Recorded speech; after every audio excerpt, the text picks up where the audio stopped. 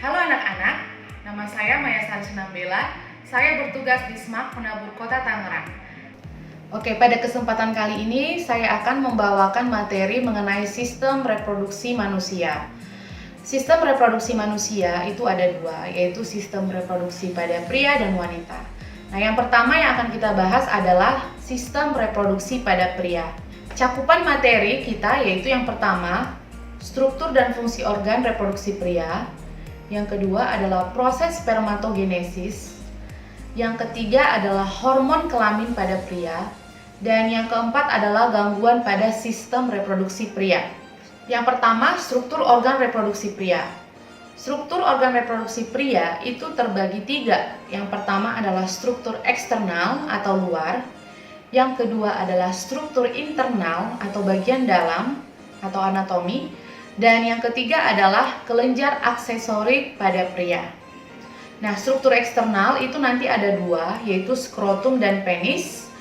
Sedangkan struktur internal ada testis, epididymis, vas deferens, saluran ejaculatorius, dan uretra.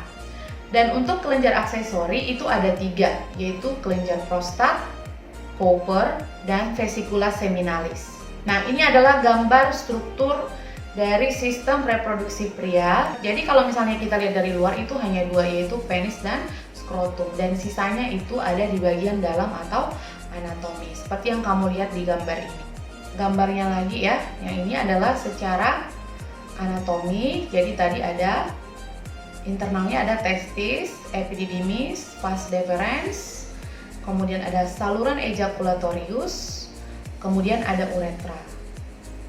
Nah, kalau untuk kelenjar aksesoris tadi ada, ini adalah prostat, kemudian ada vesicula seminalis di bagian atasnya, lalu di bagian bawah ini ada yang namanya kelenjar bulboretra atau Cowper. Nah, sekarang kita akan membahas satu-satu mengenai bagian-bagian dari sistem reproduksi pada pria. Yang pertama adalah skrotum atau kantung pelir. Skrotum itu merupakan kantung longgar yang terdiri dari kulit, fascia, otot polos, dan itu adalah pembungkus dari testis. Nah, jumlah skrotum itu ada sepasang dan mereka itu dipisahkan oleh septum internal atau sekat dalam. Lalu untuk skrotum tersendiri itu terbagi menjadi dua jenis otot, yaitu otot dartos dan otot kremaster. Kalau otot dartos itu posisinya lebih ke arah luar ya, di lapisan luar, di mana dia itu bisa mengkerut sebagai respon terhadap udara dingin dan rangsangan seksual. Nah, kalau otot kremaster itu posisinya agak lebih di dalam, dekat dengan testis. Nah, kalau otot kremaster itu fungsinya adalah mengatur suhu agar suhu testis itu rendah di bawah suhu tubuh dan lebih tinggi di atas suhu lingkungan. Nah, kemudian yang kedua adalah testis. Nah, testis itu adalah merupakan buah jakar, di mana dia itu dilapisi oleh tunika albuginea dan dia akan membentuk lobulus atau ruang-ruang. Nah, testis itu merupakan organ yang lunak, bentuknya oval, panjangnya sekitar 4-5 cm dan diameternya 2,5 cm. Nah, tadi testis itu dilapisi oleh tunika albuginea, di mana dia itu akan membentuk kapsul dan membentuk 250 ruang-ruang yang disebut dengan lobulus. Nah, di dalam setiap lobulus itu terdapat yang namanya saluran yang disebut dengan tubulus seminiferus. Di mana di tubulus seminiferus inilah terjadi tempat pembentukan sperma atau disebut dengan spermatogenesis. Nah, saluran ibaratnya seperti selang ya, selang itu ada dindingnya. Nah, dinding dari tubulus seminiferus itu terdiri dari yang namanya lapisan epitel. Nah, lapisan epitel terdiri dari banyak sel. Yang pertama ada sel Sertoli, nanti fungsinya memberikan nutrisi bagi sperma yang sedang berkembang pada saat proses spermatogenesis. Kemudian yang kedua ada sel Leydig atau sel interstisial. Ini fungsinya menghasilkan hormon testosteron. Dan yang ketiga adalah sel batang disebut juga sel induk sperma. Jadi sperma itu awalnya punya sel induk yang namanya spermatogonium. Nah, spermatogonium ini nanti akan membelah membentuk spermatozoa. Nah, berikutnya saya akan bahas tentang saluran reproduksi. Nah, yang namanya saluran berarti ini adalah penghubung antara testis dengan lingkungan luar, ya. Bagaimana nanti sperma yang dihasilkan testis itu bisa dialirkan menuju ke saluran reproduksi wanita. Nah, yang pertama saluran yang paling dekat dengan testis itu adalah epididymis. Nah, jadi kalau epididymis itu adalah tempat pematangan sperma. Nah, jadi di sana dimatangkan kurang lebih 6 minggu. Ya. Lalu ada saluran vas deferens. Nah, kalau vas deferens itu menghubungkan epididymis dengan saluran ejaculatorius. Nanti kita lihat gambar di slide berikutnya. Nah, ini ada gambar tadi yang sudah saya jelaskan. Nah, ini tadi testis, tempat dihasilkannya sperma, yaitu lebih tepatnya di tubulus seminiferus ya tadi ya, seperti saluran. Nah, lalu dari testis tadi spermanya akan dimatangkan di epididymis. Ini lokasinya di atas. Lalu dari epididymis maka sperma akan langsung disalurkan ke vas deferens. Nah, dari vas deferens lalu disalurkan ke saluran pendek yang bernama saluran ejaculatorius. Lalu disalurkan ke uretra, pada akhirnya akan disalurkan keluar dari tubuh pria, seperti itu. Nah, ini adalah gambar dari epididymis. Bentuknya itu seperti saluran yang sangat berkelok-kelok. Nah, ini ya, ini dia. Nah, lalu saluran yang ketiga adalah saluran ejakulasi atau ductus ejaculatorius. Nah, saluran ini hanya berupa saluran pendek, di mana dia menerima sperma dari vas deferens dan menyalurkannya ke uretra. Nah, di saluran ejakulasi ini jugalah terjadi penambahan zat atau sekresi dari kantung semen. Nah, saluran yang terakhir adalah uretra. Nah, kalau uretra ini, nah ini disebut juga saluran bersama, yaitu antara saluran ekskresi dan reproduksi. Kita akan bahas tentang kelenjar aksesori. Nah, kelenjar aksesori ini adalah kelenjar tambahan, di mana kelenjar ini namanya kelenjar berarti dia hanya menghasilkan sekret, cairan yang nanti akan dicampurkan dengan sel sperma yang sudah dihasilkan oleh testis tadi. Nah, sekarang kelenjar aksesori itu ada 3. Yang pertama ada vesicula seminalis, itu lokasinya paling atas. Kemudian vesicula seminalis ini akan menghasilkan cairan kental yang sifatnya basah, yang kaya akan fruktosa dan berfungsi menutrisi sperma. Nah, tadi si vesicula seminalis menghasilkan cairan dan akan masuk ke saluran ejaculatori. Nah, lalu di bagian bawahnya ada kelenjar prostat. Nah, kalau kelenjar prostat ini fungsinya menghasilkan cairan basah yang menyerupai susu. Apa fungsinya? Untuk menetralkan sifat asam supaya sperma ketika melewati saluran reproduksi wanita yang bersifat asam, dia itu bisa tetap survive sehingga pada akhirnya dia bisa ketemu dengan sel telur di tuba falopi si tubuh wanita, gitu ya. Nah, lalu yang terakhir ada kelenjar Cooper. Nah, kalau kelenjar Cooper atau bulboretral ini dia akan keluar pertama sekali ketika seorang pria mendapat rangsangan seksual. Nah, jadi ketika ada rangsangan seksual, maka penis pria itu biasanya langsung mengeluarkan cairan bening, ya, untuk melicinkan atau untuk lubrikasi sehingga mempermudah proses kopulasi. Apa itu kopulasi? Masuknya penis ke dalam vagina. Demikian pelajaran kita hari ini. Semoga bermanfaat. Semangat belajarnya. Tuhan Yesus memberkati.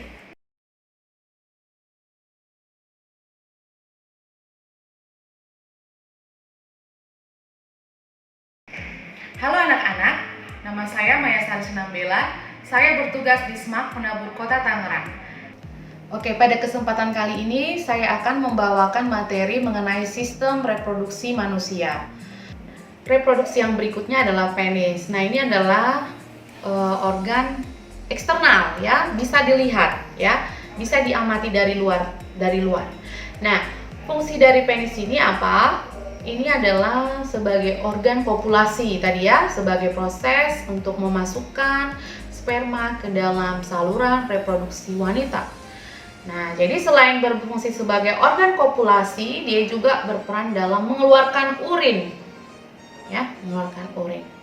Dan juga bisa sebagai saluran semen. Apa itu semen? Cairan sekresi plus sperma ya. Nah, penis itu terbagi menjadi 3 yaitu glans penis, badan penis, dan akar atau pangkal penis.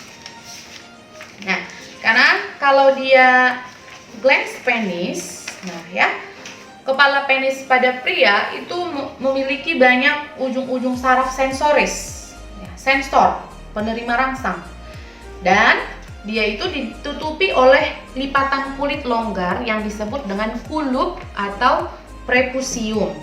Prepusium atau kulup itu akan diangkat melalui proses sirkumsisi atau khitan atau sunat. Nah, jadi kalau misalnya tidak bersunat, maka kulupnya masih ada, begitu ya. Nah, yang kedua adalah badan penis. Nah, badan penis ini juga berisi banyak sekali jaringan erektil, ya. Dimana jaringan erektil itu berarti dia jaringan yang sangat sensitif, bisa menyebabkan ereksi atau tegang. Nah, jaringan erektil itu strukturnya itu berongga-rongga dan berisi banyak sekali pembuluh darah. Nah, jaringan erektil ini ada 3, yaitu ada 2 corpus cavernosum dan ada 1 corpus spongiosum. Lalu yang terakhir ada akar atau pangkal penis. Nah, ini ada gambarnya. Jadi, ini ya. Jadi kita lihat dari gambar yang paling bawah dulu. Nah, ini adalah batang penis. Nah, kalau batang penis ini kita lihat penampangnya secara vertikal, maka kita akan melihat seperti ini ya, seperti ada 2 mata, ada mulut di bawah ya. Nah, 2 mata ini, 2 bagian atas disebut dengan corpus cavernosum. Nah, sedangkan yang di bawah adalah corpus spongiosum. Nah, di antara corpus spongiosum terdapat saluran uretra. Nah, begitu ya. Nah, jadi ketika seorang pria mengalami rangsangan seksual, maka pembuluh darah yang ada di jaringan erektil ini akan terisi penuh oleh darah. Nah, ketika sudah terisi penuh oleh darah, maka terjadilah ereksi atau tegang. Pada pria ada yang disebut dengan titik kulminasi, ya. Titik kulminasi aksi seksual pada pria ditandai dengan peristiwa ejakulasi atau penyemprotan semen, yaitu sperma plus cairan penyokong tadi. Nah, cairan semen itu biasanya warnanya kekuningan, pH-nya itu basa 6,8 sampai 8,8. Kemudian volumenya itu antara 1 sampai 10 mili. Nah, rata-ratanya ada 3 ml. Lalu untuk kandungannya itu ada 90% air dan dia terdiri dari 50 sampai 120 juta sel sperma per mililiter. Jadi sperma itu berapa persen? Yaitu 5% dari jumlah semua cairan semen yang dikeluarkan saat ejakulasi. Jadi hanya ada 5% sperma. Tapi kalau dihitung jumlahnya bisa sampai 120 juta ya sel. Nah, sperma itu mampu bertahan 24 sampai 72 jam di dalam saluran reproduksi wanita. Ketika terjadi kopulasi, ya, tadi proses kopulasi dan sperma udah masuk nih ke tubuh wanita. Tapi ternyata di tubuh wanita, di tuba falopinya tidak ada telur yang siap dibuahi. Maka ya, sperma akan mati, begitu. Dia akan mati karena dia umurnya itu hanya pendek sekali ya. Nah, sekarang kita akan bahas mengenai regulasi hormon pada sistem reproduksi pria ya. Nah, sistem reproduksi pria itu diatur oleh yang namanya hipotalamus ya. Jadi hipotalamus ini adalah suatu struktur yang berada di bagian otak ya. Dimana dia itu bisa mempengaruhi kinerja dari kelenjar hormon yang lainnya. Nah, jadi ketika seorang pria sudah mengalami fase pubertas, maka akan terjadi yang namanya pembentukan sperma ya, pembentukan sperma. Nah, jadi itu diawali dengan adanya hipotalamus yang akan melepaskan hormon gonadotropin releasing hormone atau GnRH. Nah, lalu GnRH ini, hormon ini akan diterima oleh reseptor pada kelenjar hipofisis atau pituitari. Nah, lalu kelenjar pituitari atau hipofisis ini akan menghasilkan efesarian LH. Jadi efesarian LH tidak akan bisa dihasilkan kalau hipotalamus tidak memproduksi GnRH, ya. Nah, FSH itu akan masuk ke tubulus seminiferus, ya kan? Tadi tubulus seminiferus berada di mana? Di testis. Nah, di testis tadi ada yang namanya banyak sel ya, yaitu salah satunya adalah sel Sertoli. Nah, FSH ini akan merangsang sel Sertoli untuk menutrisi dan mensuplai makanan pada sperma yang sedang berkembang. Yaitu pada saat apa sperma berkembang? Pada saat proses spermatogenesis ya. Nah, sedangkan kalau si LH ini akan merangsang sel Leydig. Sel Leydig tadi di mana? Di tubulus seminiferus juga, untuk menghasilkan hormon testosteron. Testosteron ini juga nanti akan mempengaruhi proses spermatogenesis ya. Selain itu, testosteron ini juga akan merangsang adanya perubahan ciri-ciri seks sekunder pada laki-laki ya. Misalnya tumbuhnya jakun, memidangnya dada, tumbuhnya rambut di daerah kemaluan dan sebagainya gitu ya. Nah, jadi kalau seandainya si sel Sertoli sudah selesai prosesnya dalam menutrisi sperma yang berkembang saat spermatogenesis, maka si sel Sertoli ini akan menghasilkan hormon inhibin. Inhibin ini akan menjadi umpan balik negatif ke hipofisis anterior atau ke pituitari untuk stop menghasilkan FSH begitu ya, karena sudah cukup ternutrisi begitu.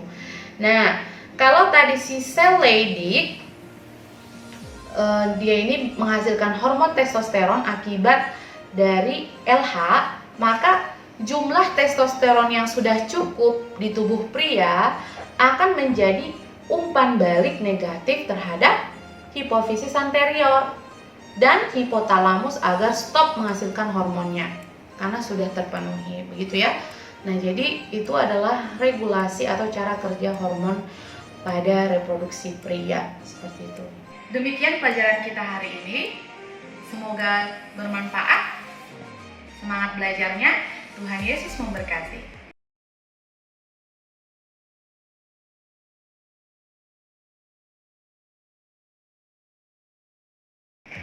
Halo anak-anak, nama saya Maya Salisnambela. Saya bertugas di SMAK Penabur Kota Tangerang. Oke, pada kesempatan kali ini saya akan membawakan materi mengenai sistem reproduksi manusia. Nah, saya akan bahas tentang spermatogenesis.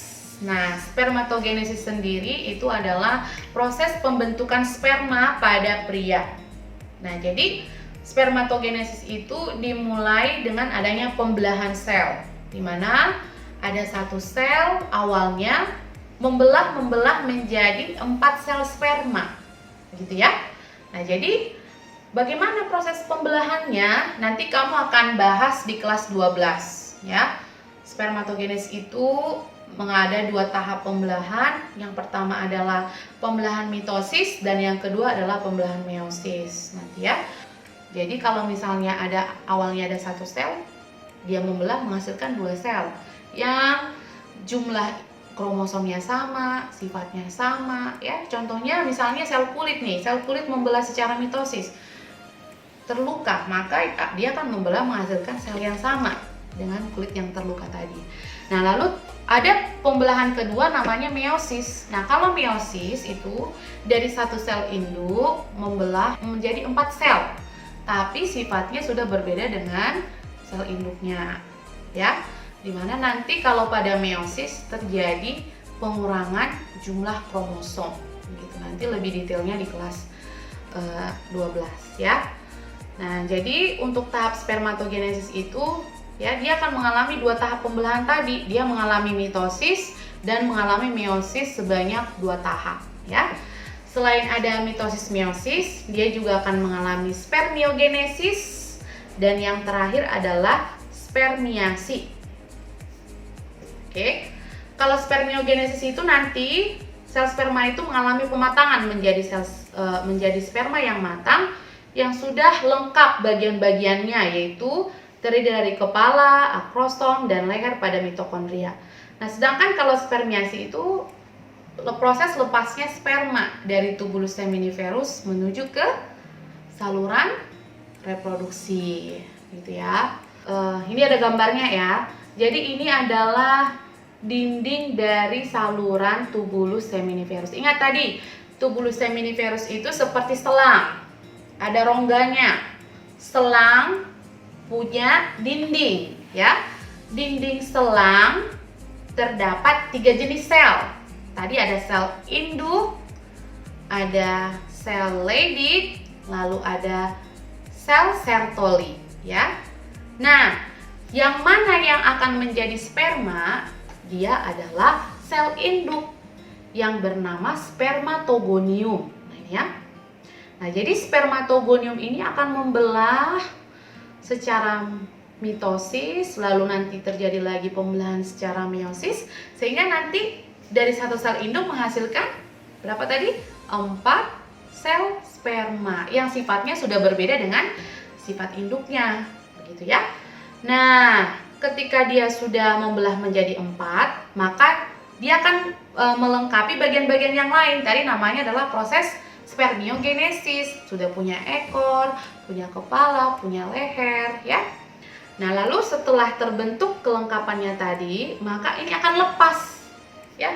Kemana? Lepas ke ruang yang disebut dengan lumen. Nah, setelah lepas, dia akan bergerak menuju ke epididymis.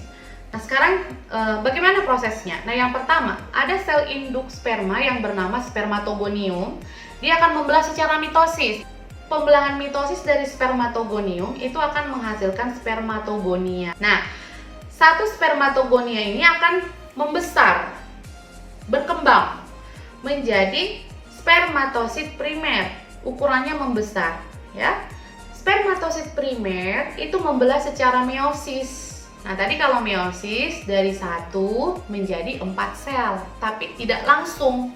Ada tahapannya, yaitu meiosis 1 dia akan membelah menjadi 2 sel spermatosit sekunder.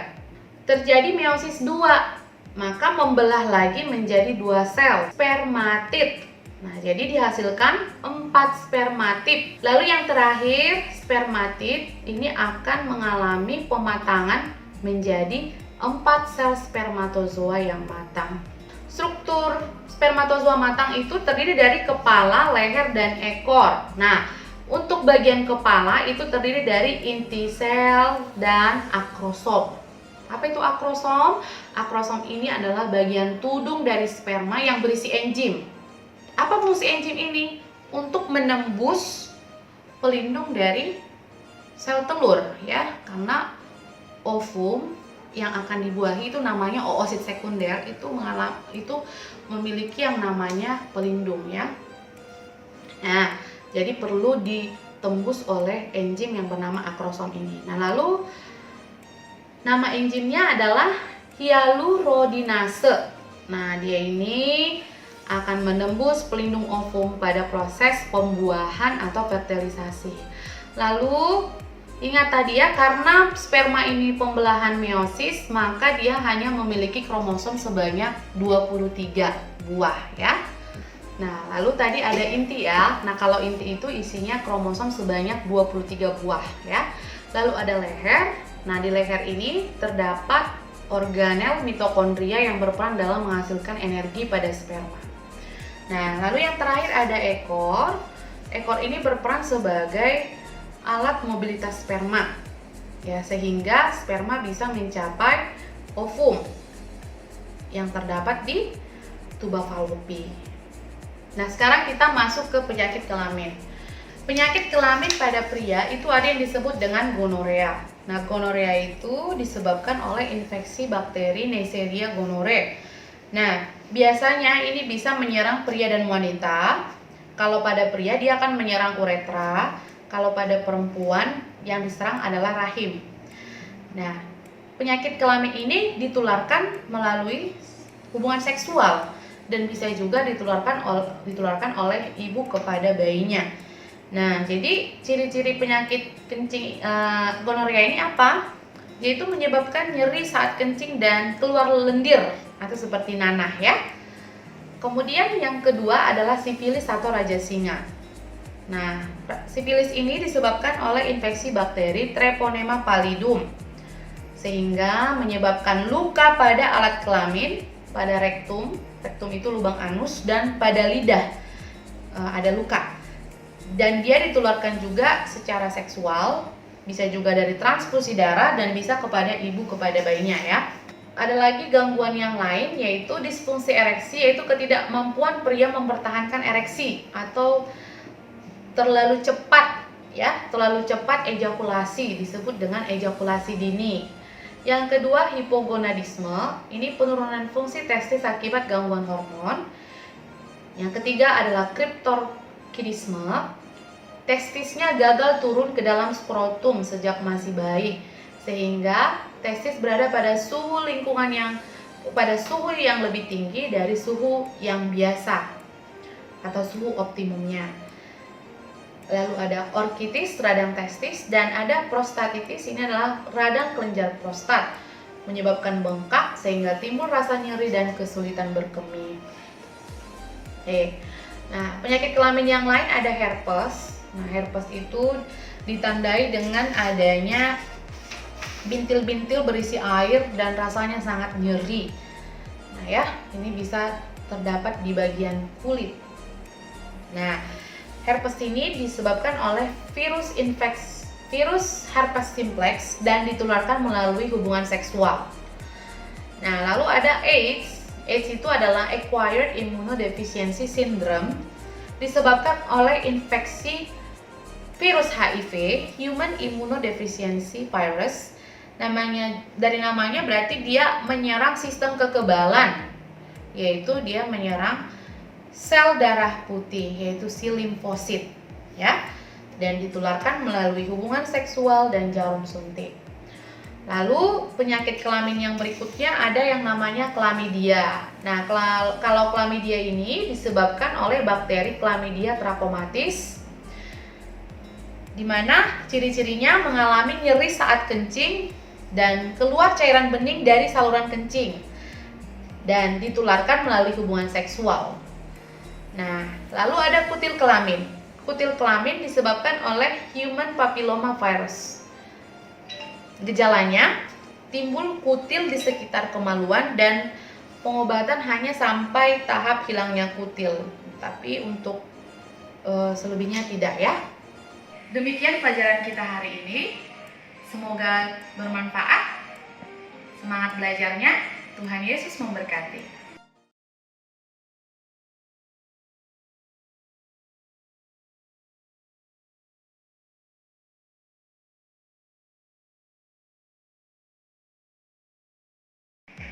Halo anak-anak, nama saya Maya Salisna Bella.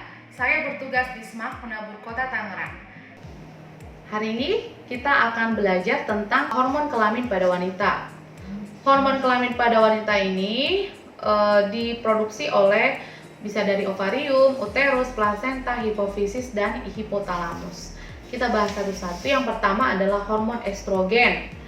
Estrogen dihasilkan oleh ovarium, yaitu si folikel sel telur yang menghasilkannya, ya.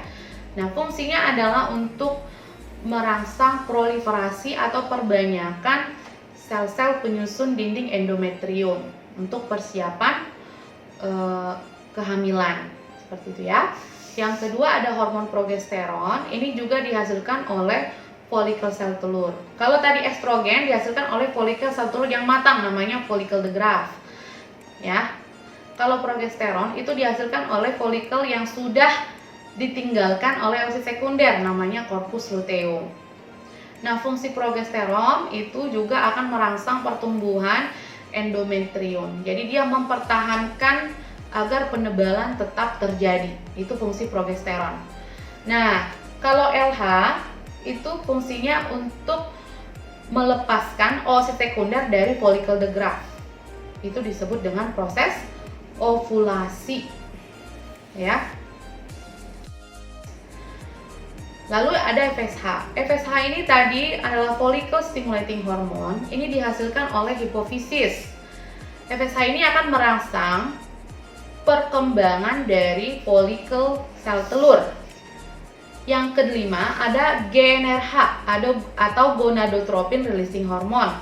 Nah, GnRH ini adalah hormon yang merangsang hipofisis anterior menghasilkan LH dan FSH. Lalu yang keenam ada hormon HCG, human chorionic gonadotropin, dihasilkan oleh sel-sel embrionik. Fungsinya adalah mempertahankan produksi progesteron dan estrogen dalam ovarium, dan ini adalah indikator jika seseorang mengalami kehamilan. Jadi kalau misalnya kita tes PEG lalu hasilnya positif, berarti tes itu mendeteksi adanya HCG di dalam urin.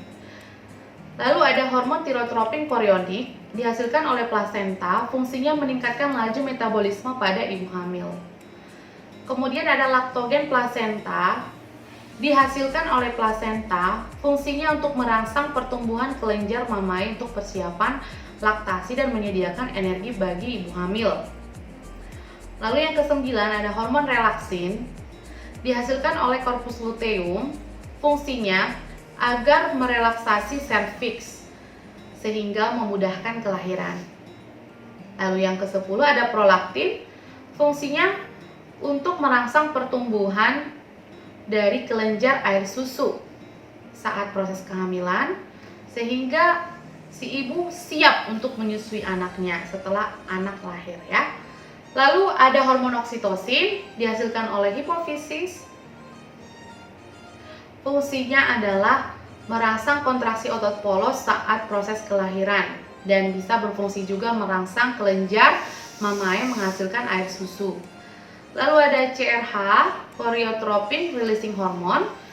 Fungsinya memacu produksi estrogen, plasenta, dan perubahan paru-paru janin untuk menghirup udara. Lalu ada prostaglandin, dihasilkan oleh uterus, berfungsi merobek folikel saat ovulasi dan bisa juga berfungsi saat kontraksi uterus saat kelahiran ya. Oke, materi yang berikutnya adalah mengenai siklus menstruasi. Siklus menstruasi ini merupakan siklus hasil interaksi antara sistem endokrin dengan sistem reproduksi sehingga menyebabkan adanya perubahan pada endometrium atau dinding rahim. Nah, siklus menstruasi itu ada 3 tahap. Ada 3 siklus, yaitu siklus pendek 18 hari, siklus umum 28 hari, dan siklus panjang 40 hari. Nah, siklus menstruasi terdiri dari siklus yang terjadi di ovarium dan siklus yang terjadi di endometrium uterus ya. Kalau siklus di ovarium, siklus menstruasi yang terjadi adalah proses perkembangan folikel. Folikel itu awalnya folikel primer.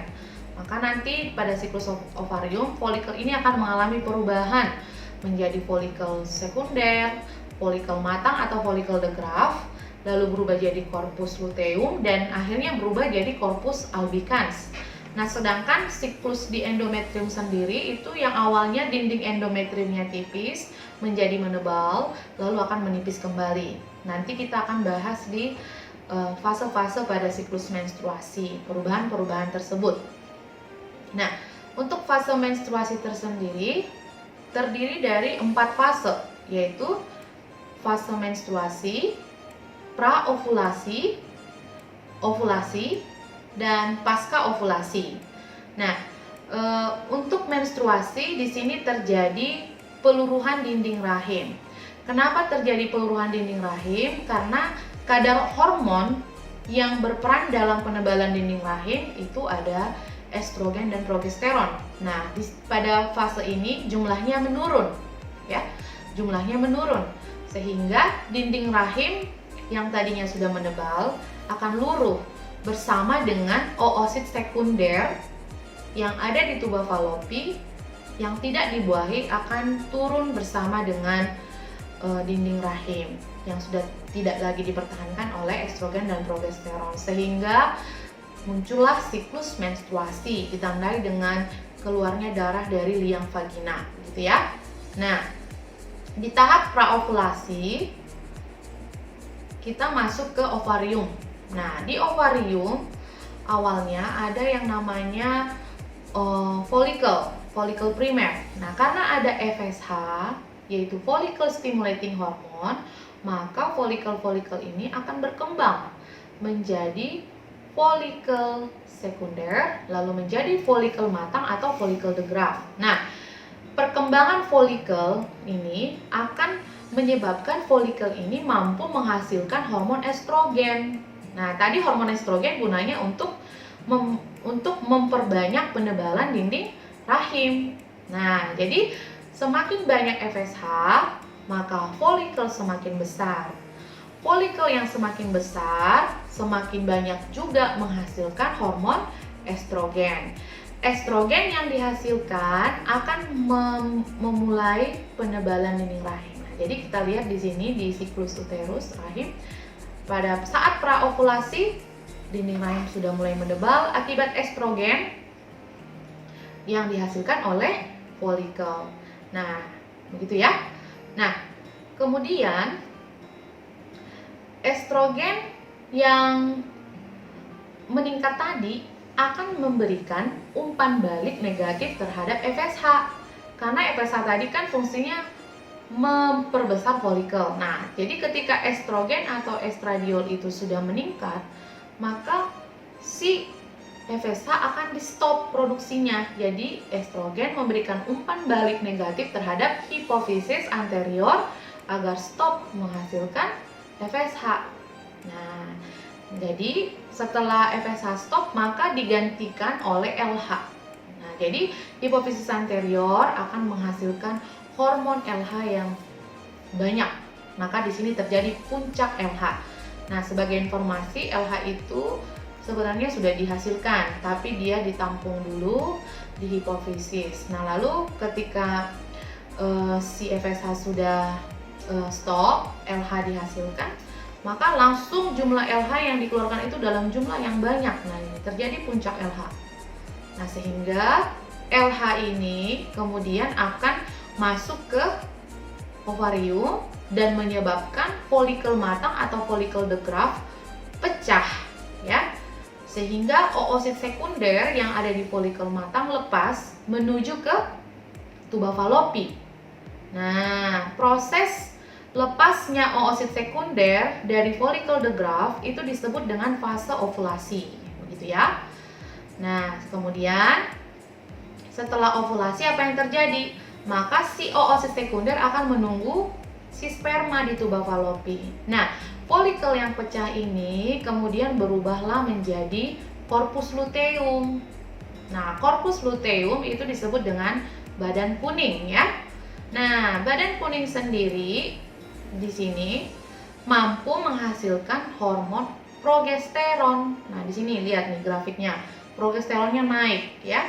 Karena dihasilkan oleh corpus luteum. Nah, progesteron ini kemudian akan menuju ke dinding rahim atau dinding endometrium dan dia akan mempertahankan penebalan dari dinding rahim. Nah, jadi ingat, siapa hormon yang menebalkan dinding rahim sebelum ovulasi? Maka jawablah estrogen. Siapa hormon yang menebalkan dinding rahim setelah ovulasi atau di pasca ovulasi? Jawablah progesteron. Seperti itu ya.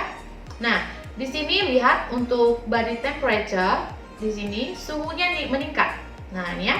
Ketika fase ovulasi itu ditandai fase subur seorang wanita, maka suhu tubuhnya juga akan meningkat seperti itu.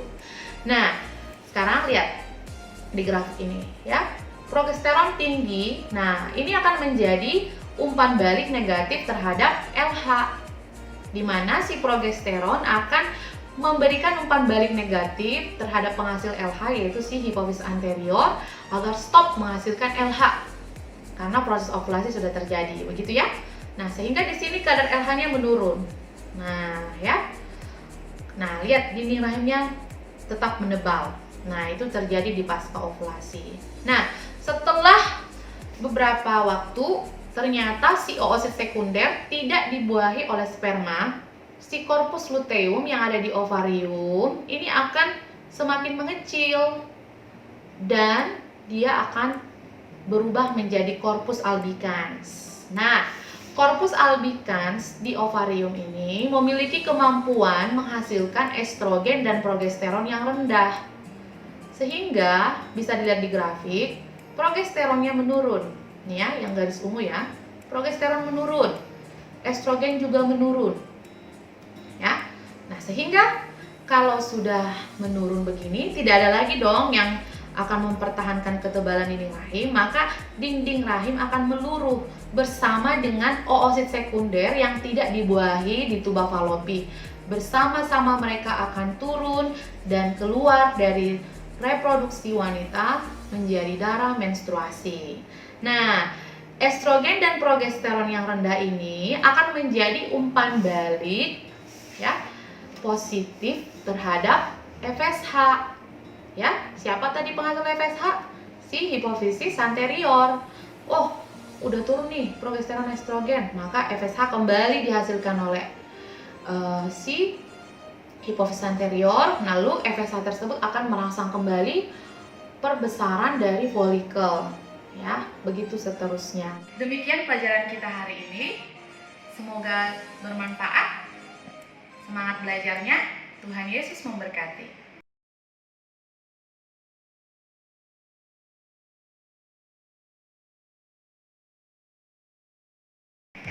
Halo anak-anak, nama saya Maya Sarsina Bella. Saya bertugas di SMAK Penabur Kota Tangerang. Hari ini kita akan belajar tentang sistem reproduksi wanita. Setelah pertemuan yang lalu, kita sudah belajar tentang sistem reproduksi pria. Untuk sistem reproduksi wanita, cakupan materinya yang pertama adalah struktur dan fungsi organ reproduksi wanita. Yang kedua adalah proses oogenesis. Yang ketiga hormon kelamin wanita. Yang keempat siklus menstruasi. Dan yang kelima adalah gangguan pada sistem reproduksi wanita. Yang pertama kita bahas struktur organ reproduksi wanita. Organ reproduksi wanita itu ada dua, struktur eksternal dan struktur internal. Kalau eksternal, dia ini terdiri dari labium mayora, labium minora, klitoris, lubang vagina, dan mons pubis. Nah, sedangkan struktur internal itu terdiri dari ovarium, tuba falopi, uterus, dan vagina. Nah, sekarang kita akan bahas satu-satu. Nah, ini adalah gambar struktur eksternal dan internal reproduksi wanita. Nah, yang eksternal di atas ini ada mons pubis, kemudian ada labium mayora, lalu ada labium minora, lubang vagina, kemudian ada klitoris, ya. Nah, sedangkan yang internal itu ada ovarium, tuba falopi, kemudian ada rahim atau uterus, lalu ada vagina, gitu ya. Nah, kalau untuk yang eksternal itu disebut dengan vulva, ya. Dimana tadi ada yang namanya mons pubis. Mons pubis itu adalah bantalan atau jaringan lemak berkulit dan ditutupi oleh rambut setelah masa pubertas. Yang kedua ada labium mayora. Nah, ini merupakan sepasang tepian yang tebal dan berlemak dan ditumbuhi oleh rambut kemaluan. Fungsinya melindungi bagian vulva yang berada di bawahnya. Lalu ada labium minora. Labium minora ini merupakan lipatan kulit tipis dan lunak dan fungsinya adalah melindungi lubang vagina dan saluran urin. Nah, lalu ada klitoris atau klentit. Nah, ini homolog dengan penis laki-laki. Dia itu berupa tonjolan kecil di sebelah depan vulva, sama ya, terdiri dari batang, terdiri dari kepala, dan terdiri dari akar, begitu ya, atau pangkal. Nah, bagian kepalanya sama seperti pada pria, yaitu banyak terdapat ujung-ujung dari saraf sensoris, sehingga ini merupakan bagian yang paling sensitif menjadi titik rangsangan seksual pada organ reproduksi wanita. Lalu ada lubang vagina. Nah, lubang vagina ini merupakan saluran masuknya sperma saat kopulasi dan bisa juga sebagai saluran lahirnya bayi dan saluran keluarnya darah menstruasi. Sebagian besar dari vagina tertutup oleh himen atau selaput darah yang merupakan jaringan tipis yang banyak mengandung pembuluh darah. Nah, himen atau selaput darah ini bisa robek akibat aktivitas seksual maupun aktivitas fisik yang keras. Untuk bagian ovarium atau indung telur itu jumlahnya sepasang. Bentuknya oval, panjangnya 3-5 cm, lebarnya 2-3 cm. Lalu dia ini berada di dalam rongga perut dan dipertahankan oleh ligamen atau jaringan ikat. Di dalam ovarium terdapat 400.000 folikel. Apa itu folikel? Folikel ini adalah penghasil dari sel telur atau ovum yang akan dibuahi oleh sperma nanti. Nah, jadi ketika dalam kandungan seseorang memiliki 400.000 folikel di dalam tubuhnya ya, seorang wanita. Maka ketika sudah beranjak masa pubertas, yang tertinggal hanya 500 folikel, dan inilah yang setiap bulan akan dikeluarkan ketika terjadi pematangan ovum ya. Kalau misalnya tidak dibuahi akan menjadi keluar bersama dengan darah menstruasi, kalau dibuahi akan menjadi embrio sehingga menjadi bayi ya. Nah, setiap folikel itu memiliki satu oosit primer. Nah, oosit primer inilah yang akan berkembang menjadi ovum pada akhirnya. Nah, jadi fungsi ovarium secara umum adalah sebagai tempat oogenesis, menghasilkan hormon estrogen dan hormon progesteron. Yang kedua adalah tuba falopi atau oviduct. Oviduct itu jumlahnya sepasang, yaitu di bagian kiri dan kanan. Panjangnya 10 cm, diameternya 0,7 cm.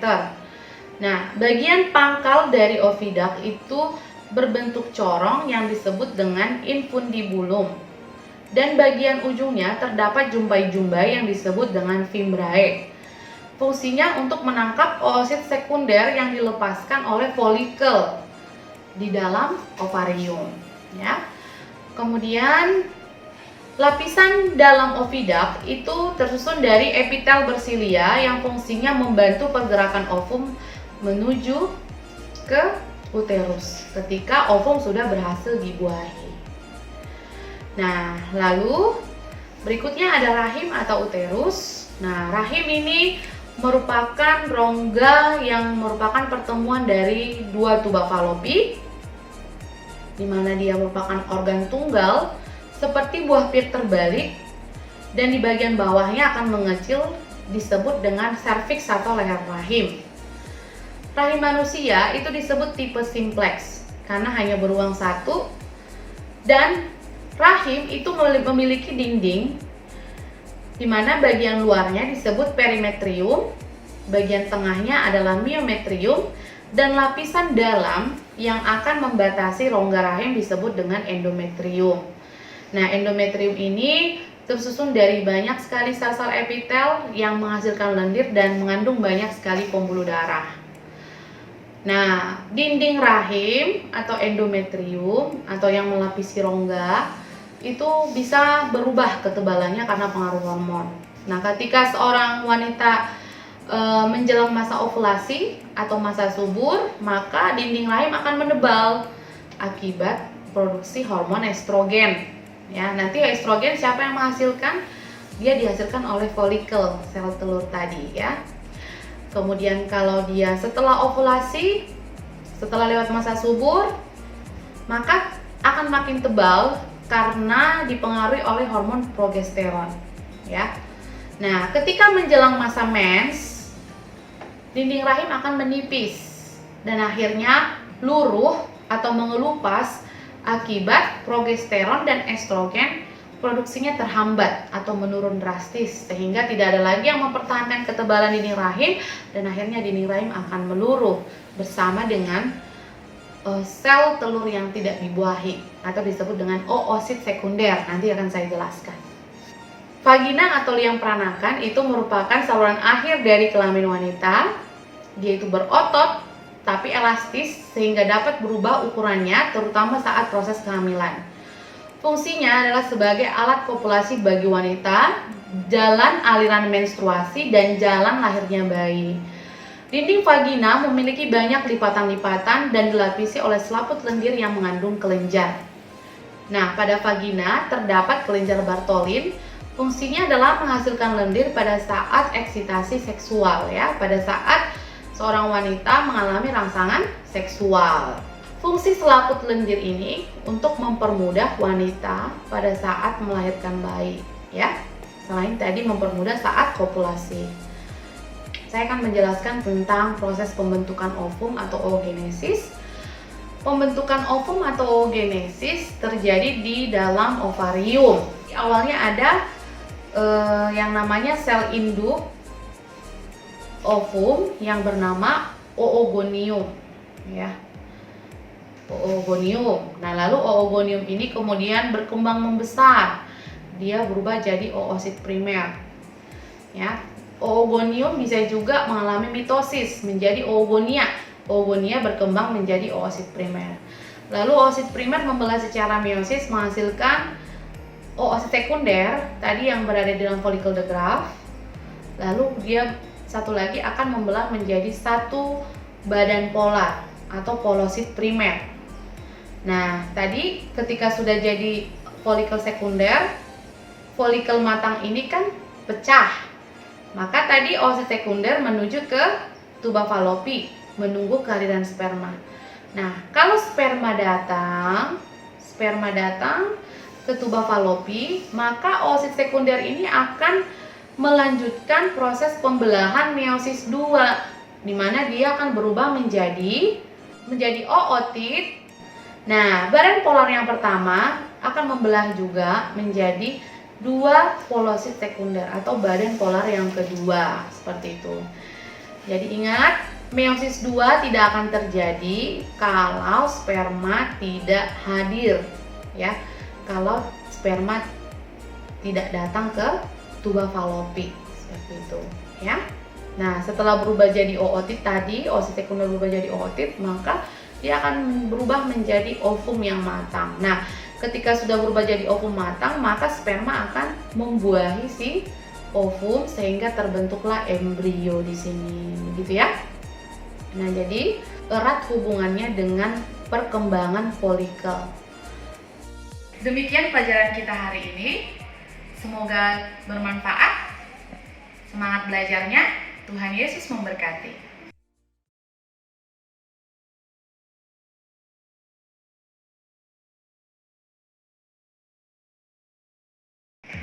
Halo anak-anak, nama saya Maya Salsina Bella. Saya bertugas di SMAK Penabur Kota Tangerang.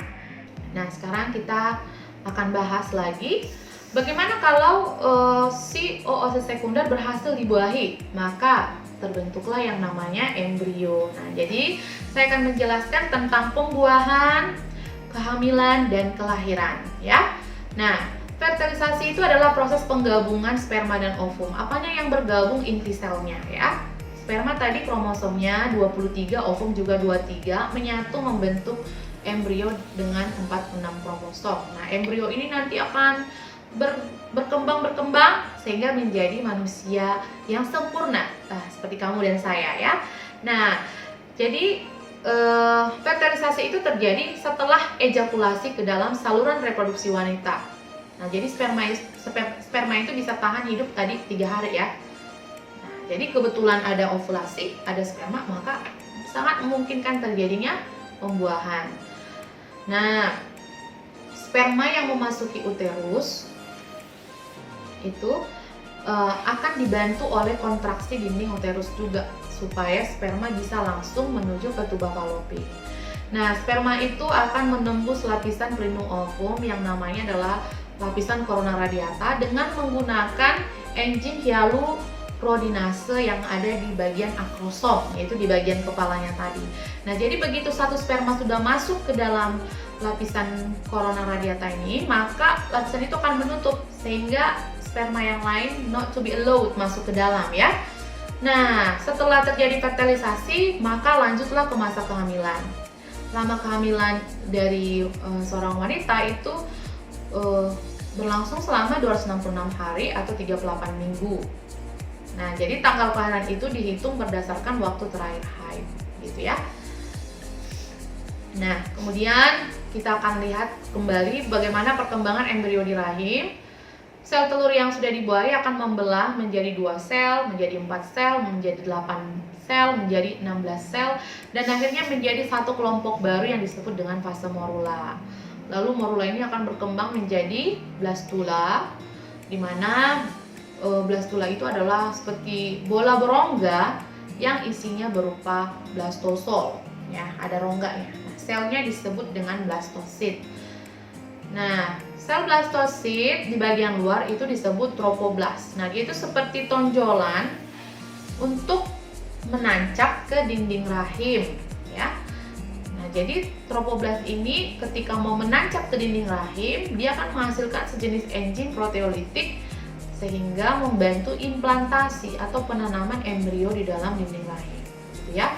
Sehingga setelah terjadi implantasi, maka terjadilah pembentukan plasenta dan membran yang membungkus embrio. Nah, jadi plasenta itu ketika dalam kandungan, embrio dalam kandungan itu berperan sebagai sistem pencernaan, sistem respirasi, dan sistem ekskresi bagi janin, gitu ya. Nah, ini dia gambar dari morula. Nah, ini adalah gambar dari proses implantasi ya. Ini adalah dinding endometrium dan ini adalah rongga uterus gitu. Nah, sekarang janin yang sudah terbentuk tadi akan dilindungi oleh beberapa membran. Ada yang namanya amnion, kantung kuning telur, saccus vitellinus atau saccus vitellinus, chorion, dan allantois. Nah, ini gambarnya. Ini adalah plasenta, ini adalah filikorion, amnion, tali pusar ya. Nah, sekarang kita lihat fungsinya satu-satu. Kalau amnion itu fungsinya melindungi janin dari guncangan, perubahan suhu, serta memungkinkan bayi bergerak dengan bebas. Yang kedua ada kantung kuning telur, itu fungsinya adalah sebagai pencernaan dan pernapasan awal ya. Kemudian ada chorion. Nah, ini akan membentuk jonjot endometrium dan plasenta dan dia menghasilkan hormon HCG. Dan yang terakhir adalah allantois, ini akan membentuk tali pusar yang menghubungkan janin dengan plasenta pada endometrium uterus ibu. Nah, perkembangan janin per bulan ini bisa kita lihat ya. Bulan pertama yang terbentuk adalah tulang belakang ya, saluran tulang belakang. Lalu bulan kedua ada panjang, ada beratnya, mata mulai muncul ya. Bulan ketiga mata berkembang sempurna ya. Bulan keempat dan seterusnya sampai bulan ke-9. Nah ya. Nah, jadi perhitungan dari masa kehamilan itu dilihat dari 9 bulan kalender ya. Nah, ini kamu baca di sini. Nah, sekarang kalau sudah 9 bulan maka tibalah saatnya persalinan atau partus. Persalinan itu adalah proses kelahiran bayi dan dia dipengaruhi oleh hormon-hormon seperti hormon relaksin, estrogen, oksitosin, prostaglandin, dan CRH. Nah, jadi proses persalinan itu dibagi menjadi 3 tahap. Yang pertama adalah dilatasi serviks atau pembukaan. Nah, jadi kalau kamu sering dengar pembukaan 1, pembukaan 2 sampai pembukaan 10, nah itu adalah proses melebarnya mulut rahim atau serviks sehingga muat untuk jalan kepala bayi ya. Jadi butuh 10 cm. Pembukaan 1 cm, pembukaan 2 cm sampai 10 cm ya pembukaannya. Nah, ini bisa berlangsung beberapa jam atau bisa berlangsung lebih dari 24 jam. Jadi tergantung dari kondisi ibu ya. Nah, fase kedua adalah kelahiran bayi. Nah, jadi setelah pembukaan 10, nah ini khususnya untuk yang normal ya. Kalau dia operasi sesar mah tidak ada pembukaan kan. Nah, untuk kelahiran bayi kemudian akan bergerak melewati serviks dan vagina dan ini berlangsung selama 30-90 menit. Nah, setelah bayi lahir, baru lahirlah plasenta. Nah, jadi uterus akan berkontraksi lagi sehingga nanti plasenta akan terlepas dari dinding rahim sehingga dia akan keluar dari vagina dan ini berlangsung selama 15-30 menit. Oke, itu untuk proses persalinan. Nah, topik yang terakhir adalah gangguan pada sistem reproduksi wanita. Nah, jadi ada beberapa gangguan. Yang pertama adalah dismenor. Ini adalah rasa nyeri haid yang berlebihan. Kemudian ada penyakit radang panggul. Ini akibat infeksi bakteri Escherichia coli, Neisseria gonorrhoeae, Chlamydia trachomatis. Lalu ada hamil anggur. Nah, ini adalah kegagalan proses pembentukan janin sehingga tidak ada janin di dalam rahim.